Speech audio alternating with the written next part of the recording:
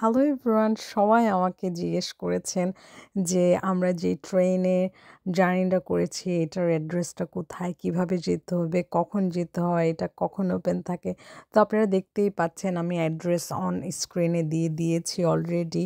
এইটা আপনাদের সিডনি থেকে খুব বেশি দূর নয়, স্পেশালি যারা ক্যাম্বেল টাউন এরিয়াতে আছেন। ক্যাম্বেল টাউন থেকে অনলি 50 মিনিট ড্রাইভ।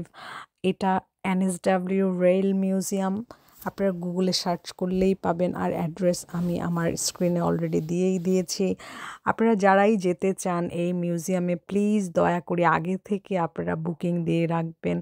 আমার মনে হয় যতটা মনে পড়ছে অ্যাডাল্ট $40 আর কিডস হয়তো $15 সামথিং।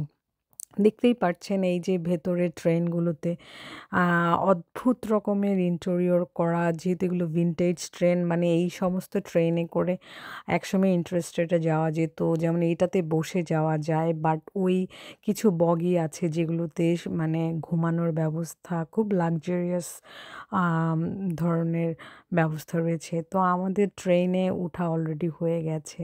তো ট্রেন স্টার্ট দেওয়ার পরে ফ্লোরিয়ান খুব খুশি, ও নাচতেছিল। সবাই মিলে আমরা হাসাহাসি করছিলাম যে বাচ্চারা কখনো এরকম ওপেন বগিতে এর আগে জার্নি করেনি। আর সবচাইতে ইন্টারেস্টিং ব্যাপার হচ্ছে এই যে স্টিমটা, এটা একদম আমাদের ধোঁয়াটা নাকের মধ্যে আসছিল, মানে অদ্ভুত রকম একটা ফিলিং। আমার কিছুটা বাংলাদেশ বাংলাদেশ মনে হচ্ছিল।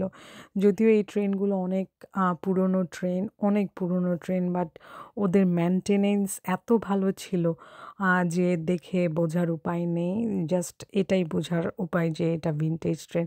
আবার আমি আপনাদের জন্য অ্যাড্রেসটা দেখাচ্ছি, কারণ আমাকে অনেকেই এসএমএস করেছেন, অনেকেই ফোন করেছেন যে জায়গাটা কোথায়। অনায়াসে